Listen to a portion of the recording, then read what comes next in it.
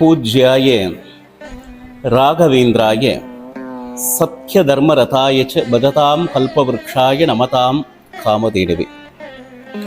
ராகவேந்திர சுவாமி பக்தர்கள் அனைவரையும் வணங்கி மகிழ்கிறேன். இந்த பதிவு எதுக்கு அப்படின்னா, இப்போ நடந்துட்டு இருக்கக்கூடியது அதிக மாசம் அப்படின்னு சொல்லிட்டு எல்லா ராகவேந்திர சுவாமி மடத்திலையும் விசேஷ பூஜைகள், விசேஷ தான தர்மங்கள் நடந்துட்டு இருக்கு. ஜனங்களுக்கு, பக்தர்களுக்கு அதிக மாசம்னா என்ன அப்படிங்கிற ஒரு விளக்கம் தர வேண்டி இந்த பதிவு.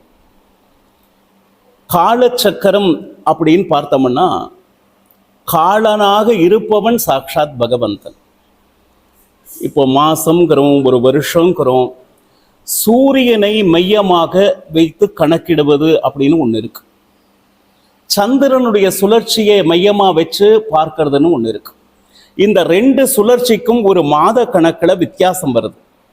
சூரியன் அப்படி சுத்தி வரத்துக்கு 30 நாள் ஆகுது அப்படின்னா, சந்திரனுக்கு 29 நாள் இருந்தால் போதும். அப்படி பார்த்தா ஒரு வருஷத்துல 11 நாள் மீதமாகுது.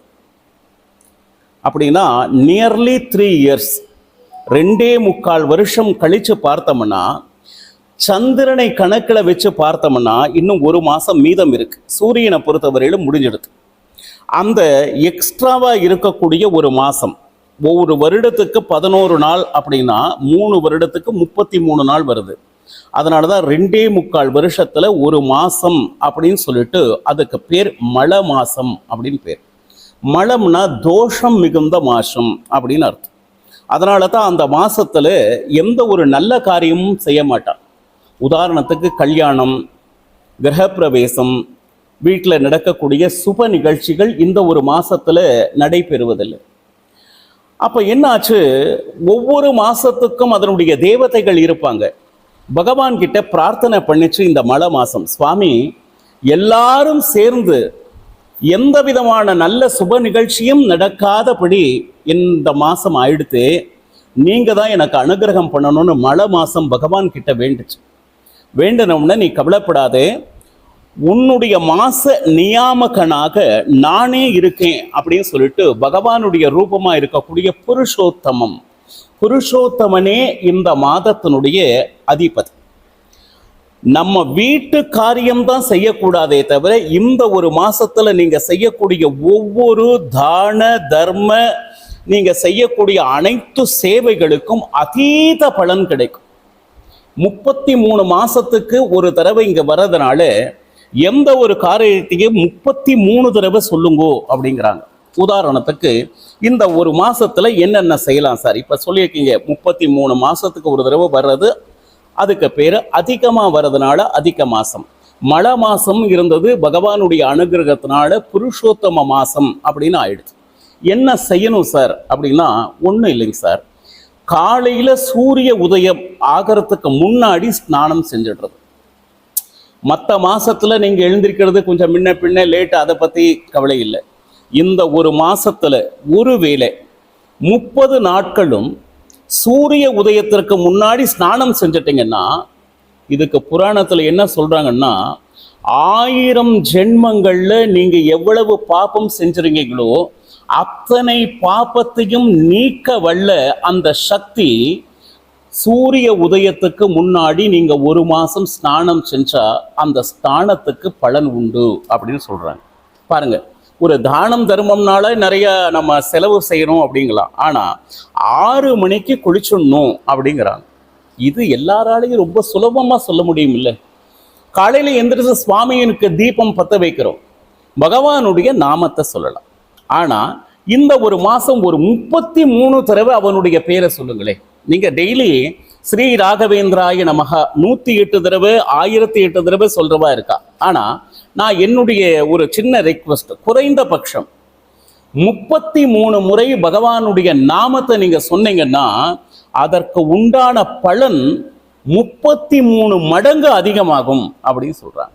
இன்னும் இந்த காலத்துல என்னென்ன செய்யலாம் அப்படின்லாம் சொல்லப்பட்டிருக்கு. என்னன்னா அபூபம் அப்படின்னு சொல்லிட்டு, அப்படின்னா என்னன்னா, அப்பம்னு தமிழ்ல சொல்வா இல்லைங்களா, அந்த அப்பத்தை 33 எண்ணிக்கையில செய்து அதைய தானம் தரது. அந்த அப்பத்தை பின்னாடி சின்ன சின்ன ஹோல்ஸ் இருக்கும் இல்லையா, எவ்வளவு துளைகள் இருக்கோ அவ்வளவு காலம் ஸ்வர்கலோகத்துல நீங்க இருக்கக்கூடிய பிராப்தி இருக்கு.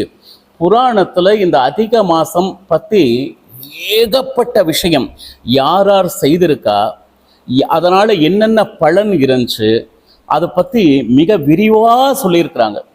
அது முக்கியமா பகவானால இயற்றப்பட்ட 18 புராணத்துல பிரம்ம நாரதீய புராணம் மற்றும் பத்ம புராணம், இந்த 2 புராணம் இந்த அதிக மாசத்தை பத்தி ரொம்ப சிறப்பா சொல்லியிருக்கு.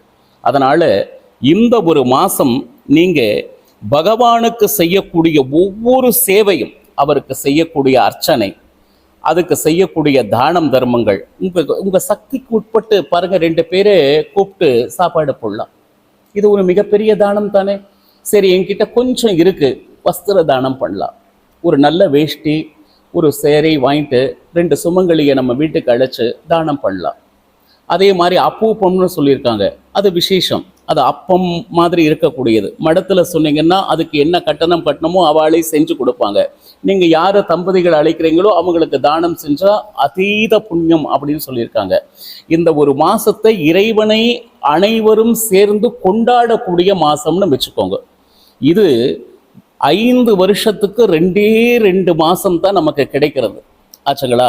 இந்த ஒரு மாசத்தை தயவு செய்து தவற விட்டுறாதீங்க. நான் இது சம்பந்தமா என்னென்ன செய்யணும் அப்படின்னு ஒரு 100க்கு மேல தான தர்மங்கள் சொல்லியிருக்கிறாங்க. உங்களால என்ன முடியுமோ இந்த ஒரு மாசத்துல நீங்க செய்யக்கூடிய தானத்துக்கு அபரீதமான பலன் உண்டு அப்படின்னு அனைத்து புராணங்களும் இதையே சாக்ஷாத் பகவான் புருஷோத்தமரே நாரதருக்கு சொன்னதா 2 புராணம் நமக்கு வலியுறுத்ததுனால பக்தர்களே தயவு செய்து இந்த அதிக மாசத்தை தவற விடாதீங்க. குறைந்த பட்சம் இந்த பதிவு மூலமா நான் உங்களுக்கு சொல்றது 6:15 6:15 இல்லை 6:18 இதுதான் சூரிய உதயம் நேரம் அப்படின்னா 6 மணிக்கு ஸ்நானத்தை முடிச்சிடுங்க. ரைட்டா? 1. 2வது பகவானுடைய நாமம் 33 பாட்டு பாடினா இன்னும் சந்தோஷம். 33 பாட்டு எனக்கு தெரியும் சார், ஒரு நாளைக்கு பண்றேன், ஒரு மாசத்துல 1000 பாட்டு பகவானுக்கு சமர்ப்பணம் பண்றப்பா இருக்கா? தம்பதிகளை கூப்பிட்டு அவளுக்கு வஸ்திர தானம் பண்ணலாம், துளசி செடி தானம் பண்ணலாம். இந்த சுமங்கலிக்கு கொடுக்கக்கூடிய அந்த என்ன சொல்லுது முரதபாயன பொருட்கள்னு சொல்லுவாங்க, மங்கள திரவியம், மஞ்சள், குங்குமம், வளையல், சீப்பு, கண்ணாடி, இதெல்லாம் மங்கள வஸ்து அப்படி சொல்லுவாங்க. அதையெல்லாம் கூப்பிட்டு கொடுக்கலாம். ஞாயிற்றுக்கிழமை நான் ஃப்ரீயா இருக்கேன்னா ஒரு தம்பதியை கூப்பிட்டு சாப்பாடு போடலாம். அவங்க சக்திக்கு உட்பட்டு இந்த ஒரு மாசத்துல உங்களால என்ன சேவை செய்ய முடியுமோ இன்னைக்கே யோசனை பண்ணிடுங்க. நாள் 1 வாரம் ஆல்ரெடி போயிடுத்தன்னே, இன்னும் 3 வாரம் முழுமையா இருக்கு. இந்த பதிவை கேட்ட உடனே இந்த மாசத்துல உங்களால என்ன செய்ய முடியுமோ உடனடியாக ஆரம்பிச்சிடுங்க. அது ராதா புருஷோத்தம பிரியதாம், பகவானுக்கு அர்ப்பணம் பண்றதா. எது செஞ்சாலும் காமிய பலனை, அதாவது இது நடக்கணும் அப்படிங்கிறதுக்காக தான தர்மங்கள்லாம் செய்ய வேண்டாம். நிஷ்காம கர்மமா பண்ணாதான் உங்களுக்கு பலன் அதிகம். அதான எதையும் பகவான் கிட்ட எதிர்பார்க்காம நீங்க செய்யக்கூடிய தான தர்மங்கள் இருக்கணும். எனக்கு வீடு கட்டணும், அதுக்காக இந்த தானம் பண்றேன், இந்த தர்மம் பண்றேன் அப்படிங்கிறதெல்லாம் நிஷ்காம கர்மம் ஆகாது. காமிய கர்மம், ஒரு பலனை உத்தேசம் பண்ணி செய்யக்கூடியது அப்படின்னு வந்து பகவானுடைய பிரீத்திக்காக நீங்க இந்த தான தர்மங்கள், இந்த சேவைகள் தயவு செய்து இந்த மாசம் உங்களால் ஆன வரையிலும் செய்யுங்க. இதை கேட்ட அத்தனை பேருக்கும் இந்த மாதத்தினுடைய நியாமகனா இருக்கக்கூடிய புருஷோத்தம சுவாமிகளுடைய பரிபூர்ண அனுகிரகம் உங்க எல்லாருக்கும் கிடைக்கணும் அப்படின்னு சொல்லிட்டு பிரார்த்தனை பண்றேன். ஹரே ஸ்ரீனிவாசா, சர்வம் ஸ்ரீ கிருஷ்ணார்ப்பணமஸ்து.